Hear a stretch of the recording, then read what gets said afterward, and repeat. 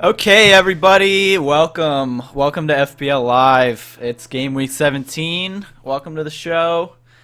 Thank you for everyone for tuning in this week. We got a great show for you lined up. I'm pleased to be joined by the Chief at FPL Hints, and we have a special guest filling in for Stag. It is Kyle Norbury. He is a Stoke fan, a football fan, and more importantly, a fantasy football fan. He also does a lot of the previews for Chief's blog, and so we're really excited to have everyone here. How are you guys? Chief, Kyle? Hey, hello. Hey, guys. Yeah, very good, thanks. Hey, Kyle. Glad to be on the show. How's it going? Yeah, very good. Looking forward to Christmas and the festive fun of Yeah, brilliant. fantasy football. Brilliant. Chief, how are you? Greetings. Yeah, mid-season greetings, Luke. I'm good. Just, wish I was a bit ranked higher up in the rankings. I'm sort of looking forward and also scared for the fixture jam that we're about to experience. Let the games begin. Yeah, I know the feeling. It's getting to that point in the season where you feel like everything comes a little bit too fast, and you're just missing like one transfer from having that perfect team. I know that's kind of how I'm feeling, right? So Ericsson. For me, it was Ericsson. Like, I had the choice, right? I bought Origi before the previous game week, and the other option was, should I buy Payet or should I buy Ericsson? And I thought, I've got Kane and Ericsson. It might be an overkill, but Payet, he's got good pictures as well. So why don't I spend my eggs, And that was a really bad mistake because Payet blanked, Ericsson got 19 points, and that wasn't great. And also, I benched MacArthur, who randomly scored against United. I feel like you've had him, and every week that he scored, you've kept him on your bench, and then every week you bench him, he scores. I feel like you've been pretty unlucky. Yeah, that's been one of the hallmarks of my season. I've been very unlucky with bench points. It's weird because I like to keep a light bench. I don't like to, I've got like 4.0s on my bench, and even then, it's always that weird sub one who will ultimately, hemorrhage the points, and those points will be the difference between a red arrow and a green arrow. Yeah. Can I just give a shout out, actually, just to, our regular viewers? As you know, we normally do the compelling tweet competition, and I'd like to put this to the vote right now, that we can do this competition tonight, or we can do it next Friday on the 23rd of December. So I'll give you a minute from now in the chat. Should we do it tonight or next week? Ready, steady, go. Yep. And while you guys are voting, Kyle, I want to throw it to you. Just kind of tell us about your FPL season, how you're doing this year. Yeah. Yeah. Well, where do I start? Well, it makes sense to start from the beginning. So, but got off to a kind of average start, same as last season, really. I kind of stayed around the 500,000 mark before dropping suddenly right down to the million mark, and then on game week 4, 2.4 million, which yeah. So it's been a rough start for you. It really was, yeah. But I mean, I got myself back up to where I tend to be at around the 500k mark. I finished last season. Just looking at my history now, Yeah. I finished in 467k. Okay. Yeah. Last season. So I mean, I'm not exactly in the elite FPL positions, but yeah. I mean, I kind of, I'm kind of just, sailing, around the mediocrity. The most knowledgeable not are not really, always.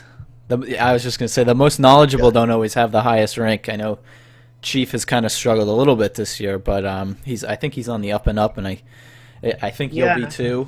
Especially with the Christmas fixtures coming, people that are knowledgeable and know it's important to have a strong 15 players. Usually, kind of make off well in this time of the year. It does kind of separate the real diehards from the casuals. So yeah, I'm feeling optimistic. So, Chief, you want to talk? Let me just go through the chat. It looks like most people want to do the competition tonight. Yep. Um, So yeah, tweet us your most compelling stats tonight. Do it on Twitter. Use the hashtag FPL Live and do it through the chat. And by the end of tonight, we will shortlist, what we believe to be the most compelling stat. We'll put it to the vote, and the winner will get a £25 voucher, courtesy of our sponsors. Pardon me, Classic Football Shirts. Yep. I just want to just mention a quick point there. I mean, I'm not doing that great, but I'm not it's not as bad as last season so far. No. And for me, it's about consolidating, where you are. Don't fall down any further. And how I see it, the 5 game weeks, like 16, 17, 18, 19, 20, it's about making sure you don't have bright red arrows, and it's making sure you've got the players that are going to start matches and are going to get you points. Like, I've set myself a personal target of getting 250 points from game week 16 to game week 20. Now, that might sound quite low for some, but for me, it's the minimum. And I won't mention my team, what I've done this week just yet, but it's about taking it easy and not panicking. Yeah. And can I just put a quick question actually to Kyle? If that's okay? Let's do it. Stoke. So, Carl, as you know, Grant's been fantastic in goal. Since he's been between the sticks, Stoke have improved dramatically. They've sort of gone up the rankings a little bit. My question to you is, will Butland replace him immediately when he's fully fit, or do you think he's... I don't think the question is, will Grant replace Butland long term? Not at the moment, anyway. I think Jack Butland is our number one. Yes. And as soon as he's fit, he will go straight back in the goal. Even if Grant is keeping clean sheets? I still think that the form Butland showed last season, I mean, in FPL, he was absolutely amazing. I mean, around this time last season, he was scoring double figures pretty much most weeks. He was getting, 9 saves a game. He was getting 3 bonus points a game. And he was just the goalkeeper to have at this stage last season. Yeah, and his price point if and when he comes back this season is very favorable. I think he's at 4.6 right now, so he really does offer you a very good value. And you're right, he would go every game making multiple saves. He would accrue bonus points. Sorry. No, go ahead. Sorry. He's kind of last season's Tom Heaton. Mm-hmm. Yep. Yeah, I think that's a good analogy. Yep. Yeah, and Heaton had that penalty save this during the midweek. I know. Do either of you have him in your goal? Because I know I was a little bit upset when I saw that. I wish I did. At this point, as I started the season with Heaton and Foster, and every week I kind of picked the wrong goalkeeper. Yeah. I think what happened was I picked the players with the so-called easier fixtures. They were the fixtures where they weren't making the save points. Yep. So they weren't getting the bonus points and everything else that comes with that. Yeah. So I think with goalkeepers like Foster and Heaton, I don't think that the fixtures should determine whether you start one or the other. Yeah. It's more a question of who's going to make the most save points in the games. I just want to mention a specific point on Heaton, actually, and it's something I've noticed with Burnley in particular.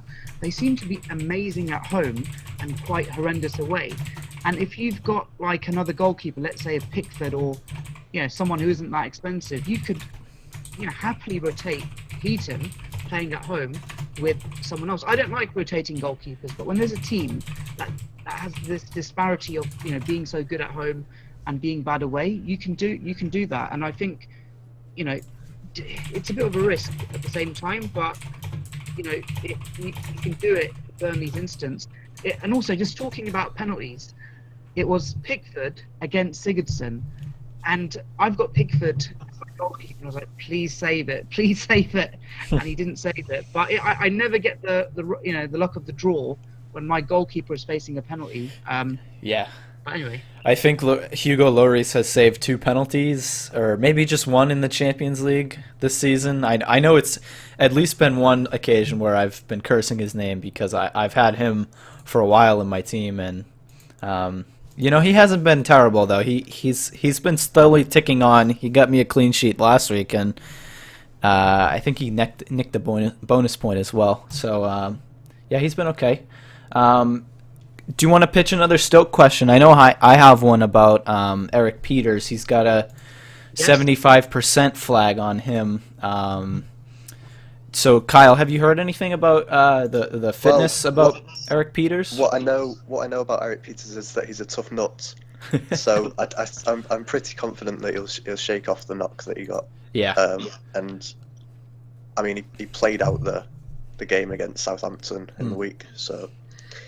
I'm pretty confident that he will start. But, okay. I wouldn't actually recommend starting him. Yeah. Even though he is fit. Yeah. Coming up against a Leicester at home, they just. Yeah, I mean it's not a fixture that you would say we have a real chance of winning, and I think a lot of Stoke fans will agree with me on that. Yeah, I mean, I'm a City fan, and it was painful to watch Leicester just completely dismantle us. And so, yeah, I mean, it looks like Leicester could be making a bit of a resurgence, especially out of Champions League. They have a little bit more flexibility and, not being as run down with the amount of games to play in a week. Yeah, for me, it's a kind of a weird situation. I feel like I'm almost forced to play Peters.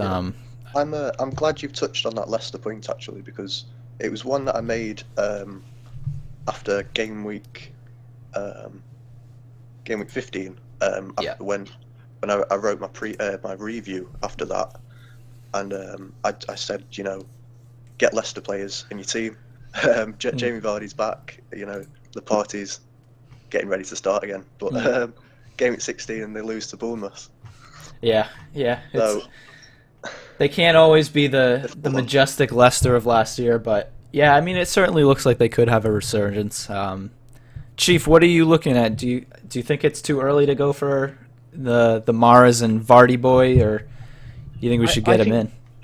Yeah, I mean, unfortunately for me, I think Leicester are too inconsistent, and they had a really torrid start to the season. Obviously, the Champions League distraction didn't help them. I think, with all due respect to Leicester, that the Man City win was pretty much a fluke. And, then they lost 1-0 in the following game week. And I'm looking at their fixtures, away to Stoke, home to Everton, home to West Ham, away to Borough. The next 4 game weeks, they're not too testing for them. And, you'd expect them to pick up a few points with those games. But I think there's a genuine danger that Leicester could actually get relegated, and this is the time. There's no Champions League distractions, there's no domestic cup distractions. They need to start winning now. And would I recommend Jamie Vardy? No. Would I recommend Riyad Mahrez? No, I wouldn't. I just can't. But having said all that, I expect their players to score and pick up points, but it's not the consistency isn't there for them and for any of their players. Is Schmeichel's back in goal, if I'm not mistaken? But I don't think that's. Is that right? I heard he's. I haven't seen it. I know he was injured. I'm not entirely sure if he's back this week. Maybe someone in the chat can confirm that. But I think he's close to fitness. But they've missed him a lot. What I would say with Leicester is, once they've got a player who's regularly picking up points, and feel free to punt on them. But I get the impression. I mean, Mahrez was going through a good run of games actually not that long ago where he was getting fantasy returns week in and week out. But Jamie Vardy, apart from that hat trick, he hadn't scored since September the 10th. So you've always got that I think danger. it was 10 games without a goal. Mm-hmm. Vardy, and then he goes and scores a hat trick. Yeah, it was quite a long time that he went without scoring. I'm in this kind of the same boat. I think it's just too inconsistent and too early this season to go for him. As unpredictable as ever. Leicester City. Yep. Yeah. But I think they'll probably start to win now. As soon as we get to the point where we think that Leicester are gonna struggle now, and they're going to go on a poor run of form. They suddenly pull a string of wins out the bag Yeah. and go on, and you never know, do you? So. Yeah. So Kyle, just quickly before you have to run, we'll throw a final Stoke question to you. Let's talk about Stoke attackers. So, there doesn't really seem to be at this point a standout attacker to really own from Stoke. Arnautovic is suspended for just next game or three games? 3 matches, yeah. 3 matches, yeah. Straight red card. Yeah, so he's out for a while. Shaqiri just seems a little too inconsistent. Wilfred Boney was a topic of discussion earlier in the season, but it doesn't look like he's even nailing down a starting role now. Yeah, and he's going to be off AFCON. AFCON, yeah. Well, the issue with, I think, Mark Hughes, in terms of team selections, is who he plays in the centre forward position with Boney out. Last game he played Arnautovic as a centre forward, and now he's out for 3 games. So it's a bit of a headache for Mark Hughes at the moment on who he picks. Also, we have a player who's become something of a fan favourite amongst Stoke fans on Twitter. We started a campaign called #Deploying Guy by the lads on @Wizards of Drivel, who are a big Stoke City network on Twitter. And the actual Stoke City Twitter account recognised that we'd started this campaign, and I think it got on to national newspapers, and they got involved as well. Brilliant. And it was a great moment against Arsenal when Mark Hughes finally brought him on. He's a Belgian under 21 international, Julian Ngoy. Yeah, he's a great tip. I can't even tell you. I can't even say I've heard of this guy. Julian Ngoy. Never heard of him. I'm looking him up right now. Okay, I found him. Julian Ngoy. Oh, okay. Yeah, he doesn't even have a picture. He's 19 years old. Okay, so we could see a youngster burst onto the scene, maybe. The next. Oh, Kyle's sounding a bit robotic. Everyone. Uh-oh. Kyle, you there? All right. Kyle? Have you got him? Yeah, he's back. He's back. Okay. Could I just ask Kyle one final question before he goes? Yep. Can you hear me, Kyle? Yeah. He's a 4.5 Julian Ngoy. So if you really want to have a shot in the dark, you're really struggling for a striker. Yeah. And then you haven't got the funds to replace anyone, then Julian Ngoy. Julian Ngoy. 4.5. He will. I think he will start at some point, and if he plays well and takes his chance, then he could be. Okay, great. Okay. Chief, Yep, you wanna move on? Yeah, we'll move on because I think the microphone's going for Carl. Carl, thank you very much for your time tonight, and thank you very much for what was the last question? Sorry, the last question, if you can hear me, sorry. Yeah. I want you, in a one-word answer, give me a differential for this festive period that you think is capable of shining. Just one name that, who's a bit out of the box. From Stoke or? Any club. Any club. I would, out of the box. wow, really want Jamie Vardy to go on a scoring run again. Because it would just trigger my 2016 love for Jamie Vardy, and that buzz that you get from Jamie Vardy scoring and him sprinting along the touchline and punching the air, and it makes you I think so. Yeah, Jamie Vardy. All right, Jamie brilliant. Vardy, thank you very much. And just to highlight that point that Kyle's made, thank you very much for your time, Kyle. Have a lovely night. Jamie Vardy is home to Everton in game week 18, home to West Ham in game week 19. So he might get like a bit of rhythm between those fixtures. But on the Julian Ndoye name, so Wilfred Boney, if I'm not mistaken, will go to AFCON at the very latest by the morning of Jan the 2nd, which is the start of game week 20. And on that very day, in that game week, Stoke are at home to Watford. So Julian Ndoye could start that match potentially. So you heard it here first through Kyle, Julian Ndoye. Should we take another question, Luke? Yeah, let's move on. Thanks, Kyle, for coming on the show. If you guys want to check Kyle out, he's got some really good content on his Twitter. It's at SCFCNerd on Twitter. With that, we're going to move on to a new topic of discussion, and I would like to talk about Andy Carroll because we got a question from Ariel Cicero on the YouTube chat, and he said, "Will you talk about Carroll potential?" And so it actually kind of hit me on the head just because I'm looking at him as a replacement this week for Kelechi. I think he might start against Arsenal, but it's not a good fixture, and he's definitely not nailed on to start. So I guess we can talk about that kind of third striker role and sort of who we are looking at, because really I see a few different options. I see Iheanacho, I see Origi, who has scored, I believe, 4 goals in his last 4 games, and then I think 5 competitively now. Actually. Is it? Yeah. So he's really been pretty great as well. And then Andy Carroll, I'm just throwing him in the mix because I thought he looked really threatening in the game against. Who did West Ham play?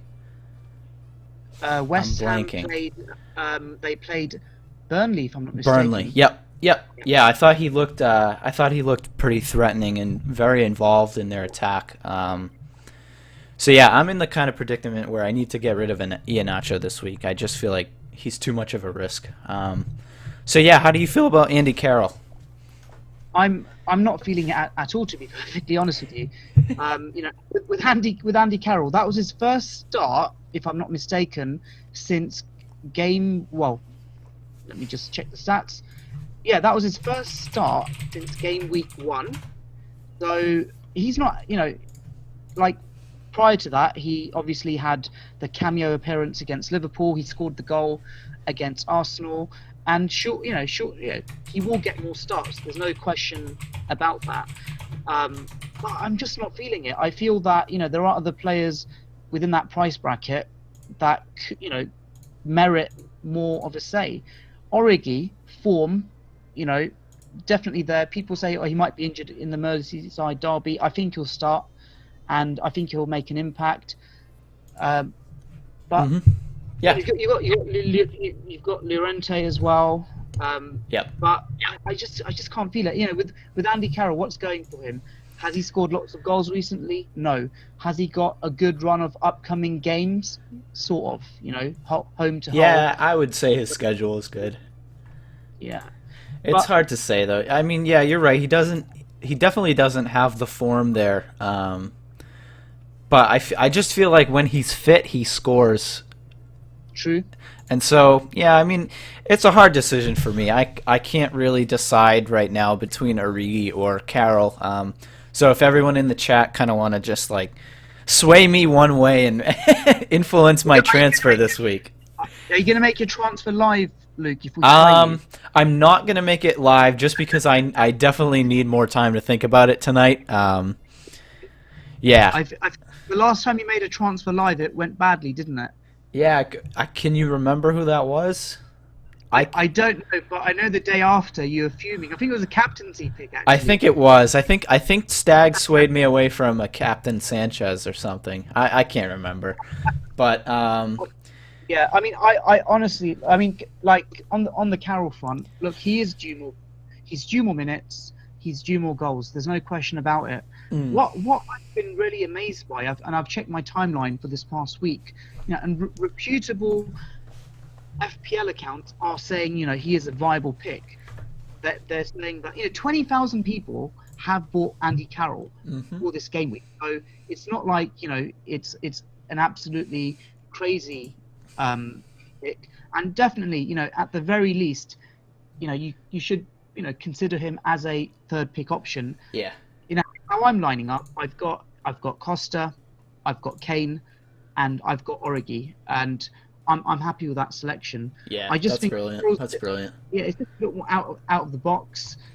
But there is something I will say on the West Ham attacking front, and this will be to the benefit of Andy Carroll owners and those who are prospecting him, and it's this: that Andre Ayew has been playing in a very attacking role for West Ham since he's returned from injury, and he's off to AFCON from the 2nd of Jan.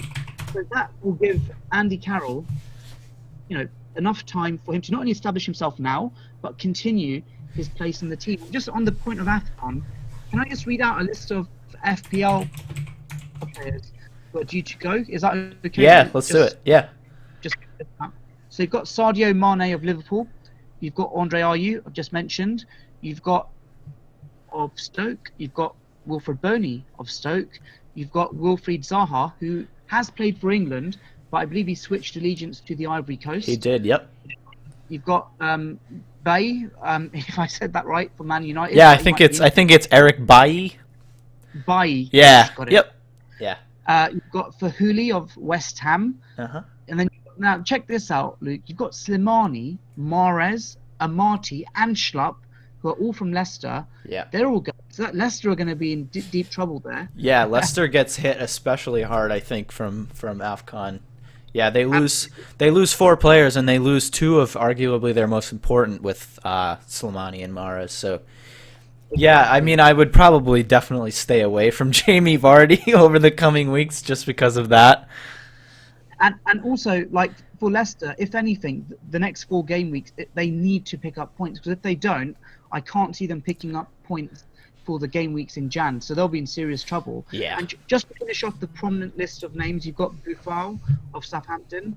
And then you've got Amrabat, not really an FPL option. You've got Kone of Sunderland. Nyom, who I've got in my team.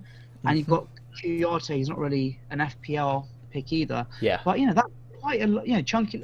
Some of those players have an ownership of 10% or more. Yeah. So that's just to reference that in the chat. That is worth, Yeah, I think Sofiane Boufal seems to be actually one of the more important losses. I've been watching Southampton over the last few weeks, and I think he's been really, really involved in their attack going forward. He seems like a very creative person. Sorry, this guy in the chat talking about my microphone. I can't get off of it. What's he saying in the chat? I don't know. Does my mic sound weird or is it fine? No, you're perfectly fine, Luke. Yeah. Okay. This guy's just messing with me. Thanks. Thanks. I think Sofiane Boufal is going to be a big loss for them too. And we'll probably see the rise of Dusan Tadic again. He's coming back. He's looking to get back into form, get with the swing of things. So we'll see how Yeah, go ahead. Sorry, someone's querying. Is my mic too loud, guys? He's saying my ears are bleeding, apparently. No, your mic sounds fine as well. It sounds fine. You know what's interesting? Luke, do you know in Jan 2015, you had the Asia Cup and you had AFCON happening at the same time. Now, fortunately, that's not going to happen this time around, but imagine if that happened. That would just cause absolute havoc. Yeah, yep. Selections. So let's take another question in from the chat, Luke. Anything that you can do there? Yeah, let's look through the chat. So, we've had a lot of interesting chat going on. A lot of off-topic discussion in there. We covered AFCON. Let's see. I'm gonna have to go back to the beginning. A quick point. Maybe I can mention. I got a tweet from a guy on Twitter. His name is Finn Olav Haga @FO Haga, and he said I know you have a theory of different days for captain.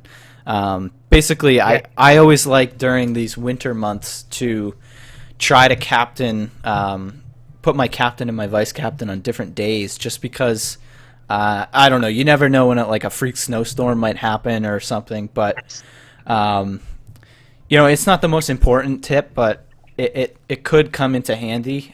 So he asked why I had Sanchez and Kane on captain and vice captain. So maybe I'll have to go back and switch that. But I think it's a good point.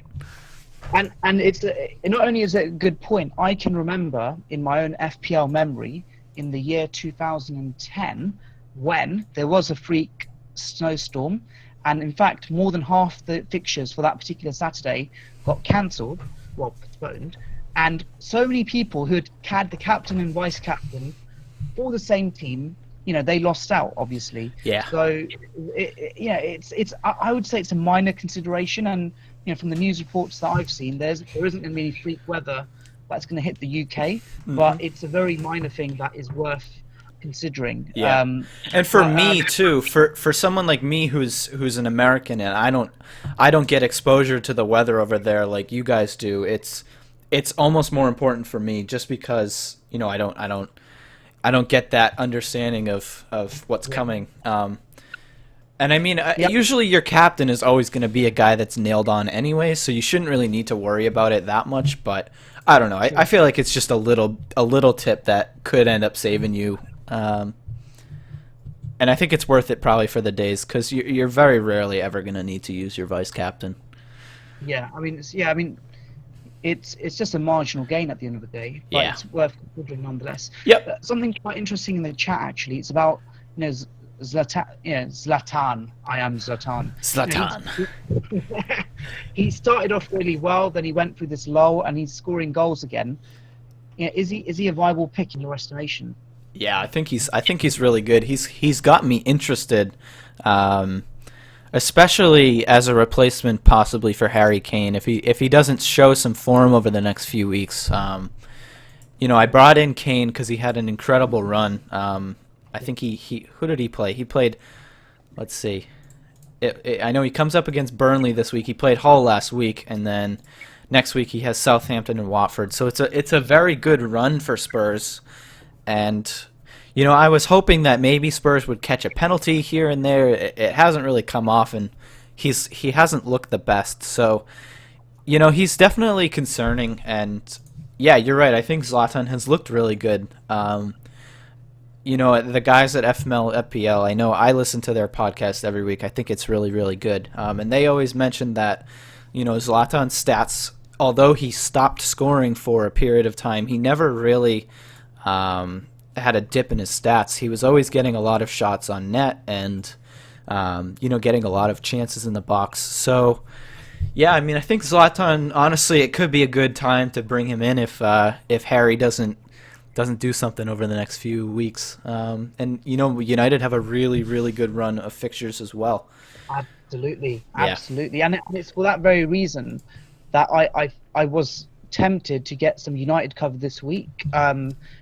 They're away to West Brom, home to Sunderland, and home to Borough for the next 3 game week. Yeah, which is really good. And for them, they need to win because they've not been winning that much of late. But on the Ibrahimovic front, his ownership is 28% right now, which is still quite high.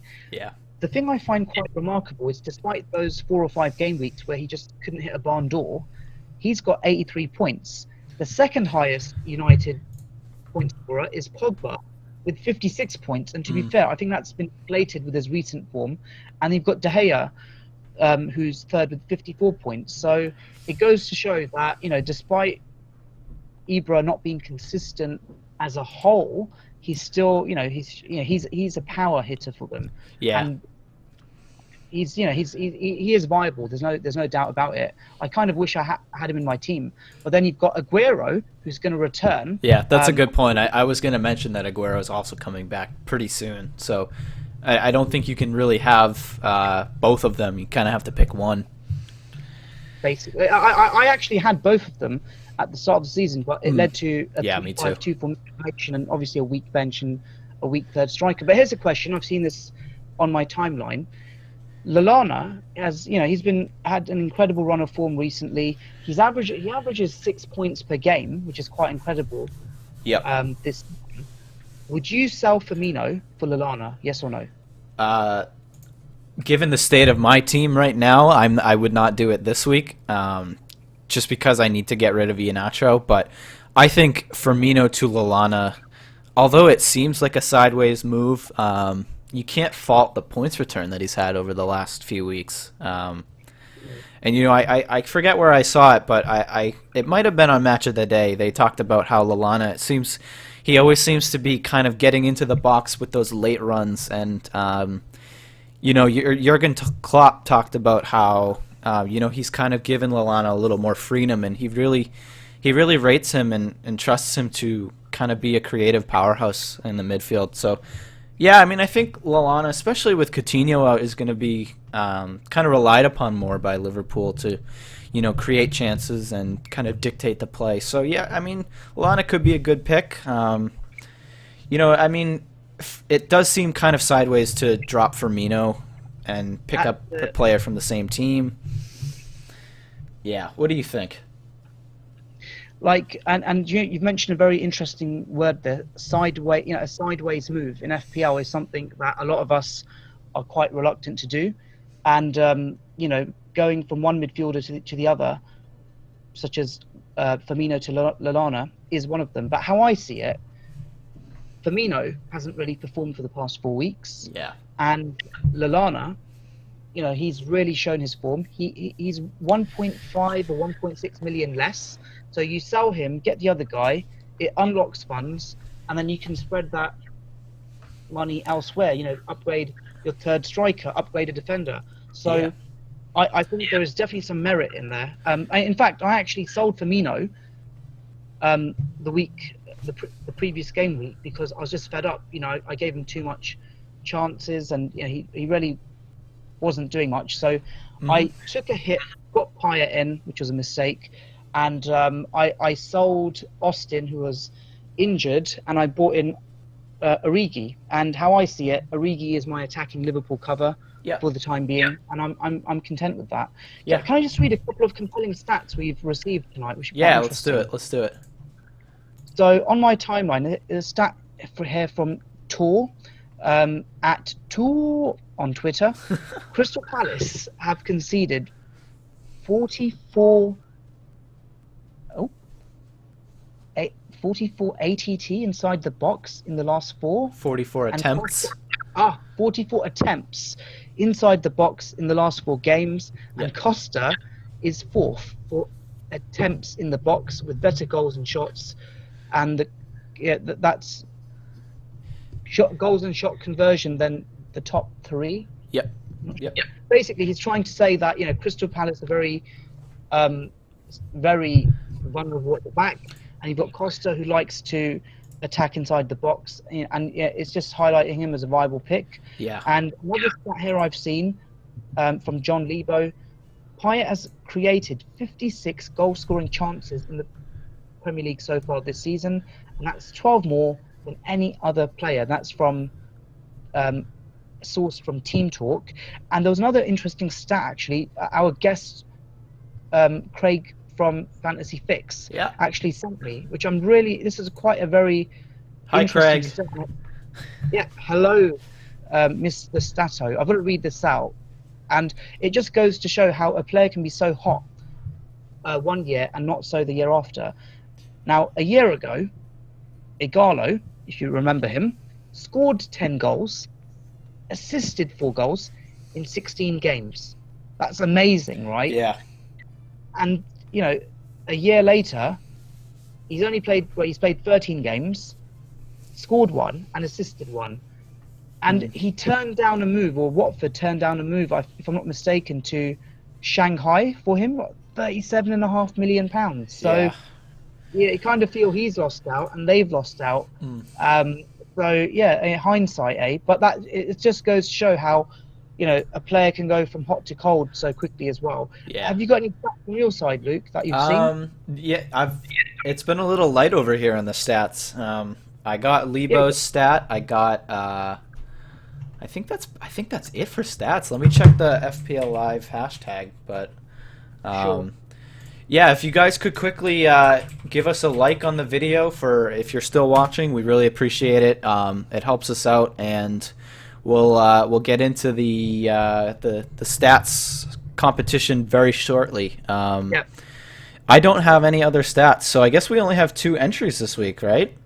I just want to give people the benefit of entering perhaps at least 1 or 2 more, and then we'll shortlist. If Okay. that's okay. Yeah, so let's talk about our teams then. If you want to go into that, we could do that and then do the stat at the end. Yep, that's perfect. So fire away, Luke. Tell me what you've done this week All and right. what you're hoping your team will do. Okay, so last week I ended on, I think I was ranked 13K.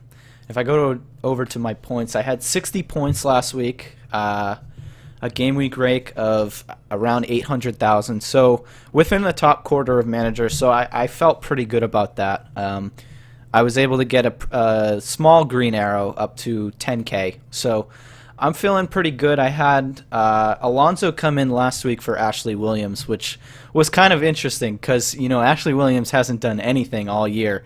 And then the week I bring him out, he scores a goal and nicks 3 bonus points. So that was a bit frustrating. But I got an Alonso clean sheet from that. I got a Eric Peters 0-0 clean sheet. Hugo Lloris got a clean sheet and a bonus point.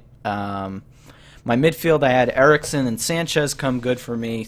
Eriksson has just been, I gotta say, I mean, I don't want to sound cocky, but I've nailed it on the head with Eriksson. I mean, I think I brought him in. Let's see, when did he have that crazy game too? I brought him in for the Chelsea game, maybe. He's basically stolen Kane's points. Let's be honest. yeah. It's kind of worked out in my favor, but yeah, Eriksson has been really good. I wish I had captained him last week. That would have been the icing on the cake. But yeah, I had Costa and Kane blanked last week, and Iheanacho didn't play, so I got a 1 point from Holebas. So overall, I had a good week, and I'm feeling okay about going into the next week. I definitely really need to get rid of Iheanacho. I really hate having him in my team, and I took a hit for him. I think it was 2 weeks ago, and I think that was probably my worst move of the whole season, unfortunately. But I guess it hasn't really come back to bite me too hard. I've kept going up, so. Yeah, I think my move this week is definitely get rid of Iheanacho, and I don't know. I'm leaning towards Divock Origi just because I think Sturridge is out for a while still. We don't really know when he's coming back, and Coutinho is still out for a little bit too. So I think he's nailed on to start in that striker role. So yeah, I mean, I still have to decide whether I really want to go with Origi or Carroll, but it's between those 2 guys for me. I was originally going to save, but I just don't think I can roll out Iheanacho this week. Yeah, I mean, it's unfortunate because, people, saw Aguero being injured, and they saw, Iheanacho's fantastic stats. Basically, his goals to minutes ratio, it's amazing, and it made sense to pick him in some respects, and obviously it unlocks the funds for the rest of the team, but he's been unfortunate that he's not had the game time that we'd expect, and it's I think a lot of people went out for him, and they've just missed out, unfortunately. It was actually Origi who's benefited, and I'm looking at Man City's fixtures. They've got Arsenal at home, Hull away, and they've got Liverpool in game week 19, and it's quite interesting. Just talking on the Liverpool front and Coutinho, I've heard rumours that he might be ready for that match, the home to Man City match. But then others talk about him being available middle of Jan. But with Origi and Iheanacho, they aren't long-term picks. I think that Iheanacho is good until Aguero returns from his ban, but Origi, he's on short time, so it's either way, just make the most of them. Yeah. You can, and if they start and get points, that's good. So there's another stat that came in, and I completely missed this, and it's from our friend Andre Arshibat on Twitter. I want just read it out here, and it's with David Silva, and it's Man City related. So David Silva has made 20 touches inside the box in the last 3 game weeks, and that's more than any of City's other players. And that kind of makes sense because Aguero's not been there, and the other players, have been quite inconsistent. So, yeah, that's that on that front. And just checking if there's any more here. Yeah, I don't see any more stats for me. If you have any more, feel free to read them off. I just want to read out Tours, actually. He's posted it in the chat, and it's without the abbreviation. So I'll just read this out again, just to be extra clear. Just give me a moment, sorry. So apparently Saleh Omar has entered... hold on. Let me just read. There's someone who has... I've got Tor's stat here if you want me to read it. It says, my stat without abbreviations. Crystal Palace have conceded 44 attempts inside the box in the last 4 games. And Costa is 4th for attempts in the box, with better shots and goals conversion than the top 3. So I'm assuming he means the top 3 teams or the top 3 players? I'm not sure. He has a better goal conversion rate than the top 3 for attempts in the box. Okay, that's kind of confusing, but and I've got a stat from Saleh Omar. Despite playing as bad as they have been, Crystal Palace, they're still the 4th highest scoring team in the Premier League. That's incredible. Yeah, they've scored a lot of goals. Yeah, and that's one of the reasons why I actually picked James McArthur in my team, because for some weird reason, Pardew began playing him in a very advanced role, and he scored a brace against whoever it was, and I thought, right, I need to get a cheap 5th midfielder from a team that scores goals, and Palace came to mind, and unfortunately I've not benefited from his fantasy returns, but that is a really good stat, and it goes to show that that from an attacking point of view they're worth it. But the problem with Palace, and this I want to caveat this, is it's not apart from Benteke, the goals are evenly spread across midfield, and I think Wilfried Zaha has been a little more influential, I'd say, than Andros Townsend or Jason Punchin, but Benteke really is kind of the main guy there. So just to sum up the stats we've got there, we've got Andre Arshavin's silver stat, we've got Saleh Omar's Crystal Palace attacking stat, we've got Tor's box stat with Costa, and we've got John Lebo's Payet stat. So I'm just going to write this in the chat. Let's take John out of the running. I think John won last week, if I'm not mistaken, or the last time. Sure, we'll take him out. So I'm going to write this in the chat right now. We still love you, John. Still keep sending in your stats, man, but we want to give other people a chance to get the prize too. So Silva, Palace, Costa, Payet. Where'd the Payet? Who's the Payet stat? I don't remember that. Oh, no, Payet was Lebo. Oops, I've got to delete that. Sorry. Okay, so Silva, Palace, and Costa. So those are our stats. All right, so I'll start the timer now. If you guys want to vote in the chat for your favorite stat, it's Silva, Costa, or Palace in the chat. Ready, steady, go. Keep writing. Get going. While they're doing that, I want to thank everyone for listening. Again, I know Stag is usually the guy to do this. Keep hitting that like button. It really helps us. Helps us know if you guys are liking the content. We're having a lot of fun doing this show, and hoping we can keep improving. We've got a couple Costas in, a couple Palaces in. Oh, I'm just looking. Oh, it's close here. It's Palace or Costa. Palace. We might need to count this. Ooh. Palace. And don't vote more than once, folks.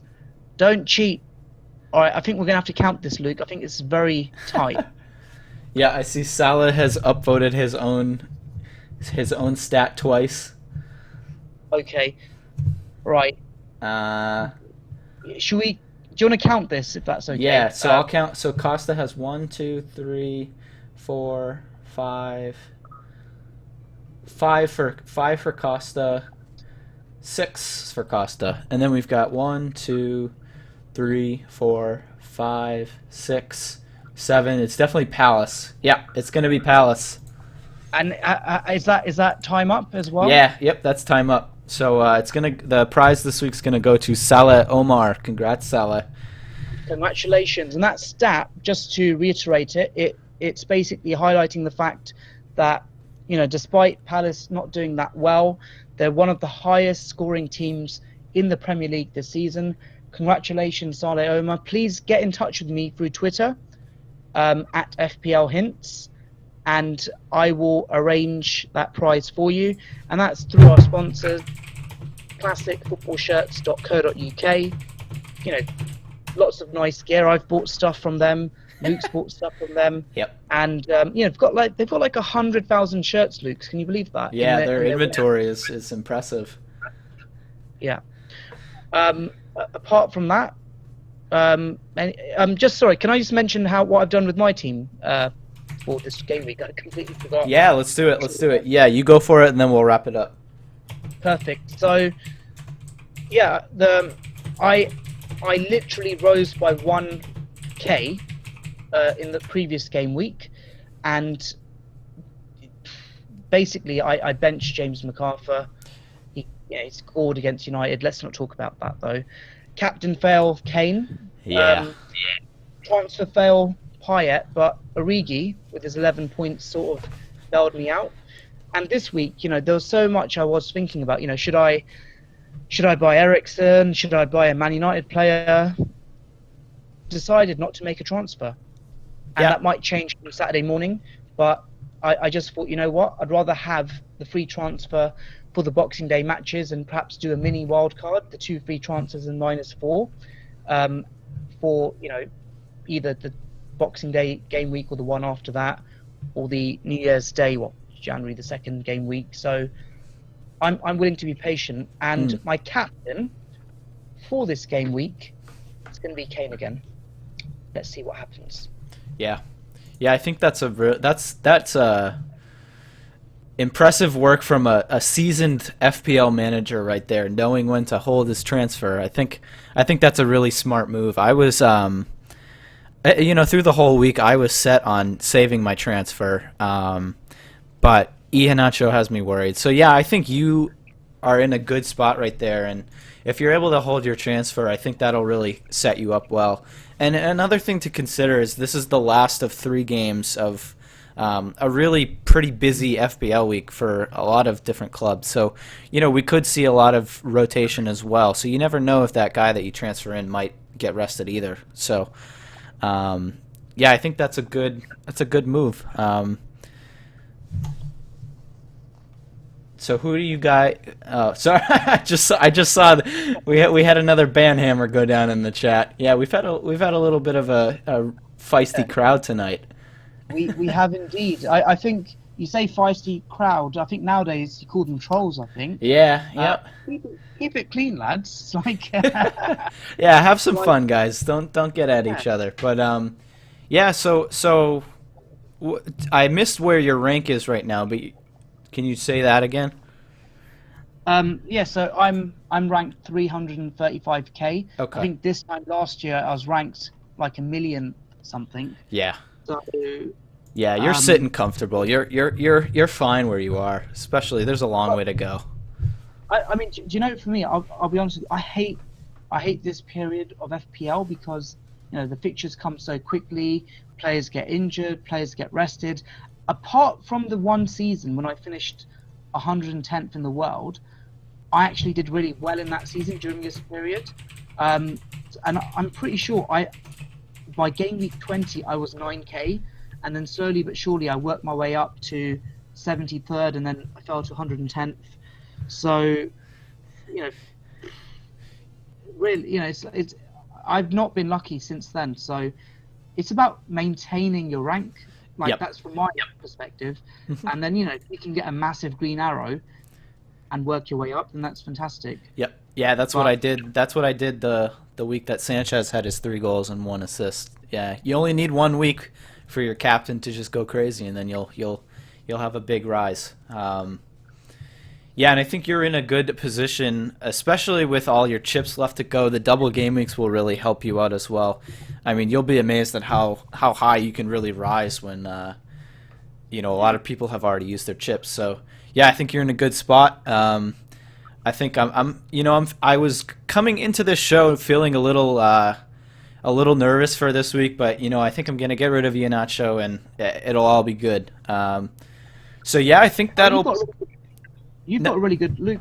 You've got a really good rank. Yeah. You're doing quite well. I think the main thing from your perspective is not to tumble down the table, really, and it's just about playing. I don't want to influence you, but it's about playing it safe to the point that you're matching your rivals, but also being a little bit different so that you can go up the table as well. Yep. Yeah. I've noticed Zlatan when he scores, I actually don't seem to drop as much as a lot of other people. I think he's pretty low owned among like the top managers. So I mean maybe he could be a good differential over the next few weeks, and if he keeps scoring could rise me up the leaderboards. But yeah, we'll see. I feel good. I think we're in for a good weekend of matches. I'm really excited for the Man City Arsenal game. I think that's going to be a real battle of two titans. Goals galore as well, hopefully. Yeah, yep. And then we've got the Merseyside derby on Monday as well. That'll be interesting. That will be absolutely a big one. Yeah. Do you know a lot of these big matches, right? You sometimes see two goal scoring teams. I've seen this so much. It happens whereby these two titans meet, and then it's a really boring match, and either someone's won it 1-0 or it's 0-0. I really hope that doesn't happen because I bet preference. So yeah, I mean, I go back to the Chelsea Man City game a few weeks ago, and I think that was for me. I mean, I am a Man City fan, so I might be biased, but we lost, and I still thought that was one of the most fun matches to watch the entire year. I mean, it really was kind of end-to-end stuff. Both teams going for it, attacking, trying to score goals, and ultimately Chelsea came out on top. But yeah, I think that we're in for a good treat. I think Arsenal will go for it. I think we'll go for it as well. So yeah, I think Game Week 17 is going to be a good one. If nothing else comes from the FPL teams, we'll definitely see some good matches. So yeah, you want to quickly mention your Football Survivor League, and then we'll head out. Yep, absolutely. So at the start of the season, I ran a Football Survivor League. It's a fantasy football game which is really easy to play. It's really fun and it's free. All you do is pick a team each week that you think will win their match, and you will lose a life, or you can retain a life, or in fact lose 2 lives if the team loses. So it's basically you pick a team, and then you don't worry about it, but you can't pick that team again. And the first round, the first league I ran, it's almost coming to an end, and I'm pleased to announce that I'm running another Football Survivor League from Boxing Day. footballsurvivor.co.uk/L/FPL hints. So feel free to join the new league. You'll get 10 lives again, and the winner of that league will win a copy of FIFA 17. How about that? Wow, great. Nice. And I'm a huge FIFA 17 player too, so that's a good prize. Excellent. Well, you've got to join the league, Luke. You've got to be in it to win it. Yeah, and I'll do it again this time. I was in the league last time, and my the first week when Hull beat Leicester, I got discouraged. So yeah, I'll go for it this time, and hopefully it'll work out a little bit better. And just to give you an update on the current league, I think we've got about 50 players left, and the winner of my current league will win a football shirt of their choice. So there's a prize for the previous one and a prize for the new one. And yeah, good luck to you all. Awesome. And just keep safe during the festive period. Don't do anything too stupid. Enjoy FPL. Yeah. And of course there's more to life than FPL, but you really can't knock a green arrow, can you, Luke? No, it's one of the truly pleasures of that you can get in life is that beautiful green arrow. All right, guys, I want to thank everyone for joining in to the show this week. It was a good show. Thanks to Kyle Norbury for joining us in the beginning. Thank you. Yep, I want to quickly just say give us a like if you enjoyed the content, and we'll see you in Game Week 17. Hope your arrows are green this week. Good luck, everyone. And guys, I know a lot of you are asking where's Stag. He's in Marbella, and he'll be back next week. And yeah, that's a lie, but he'll be back next week. Yeah, wish him well, but he'll be back. Thank you very much, guys. Yep, catch up with us on our Twitter. We'll post our final teams, and that's that. Thanks, everyone.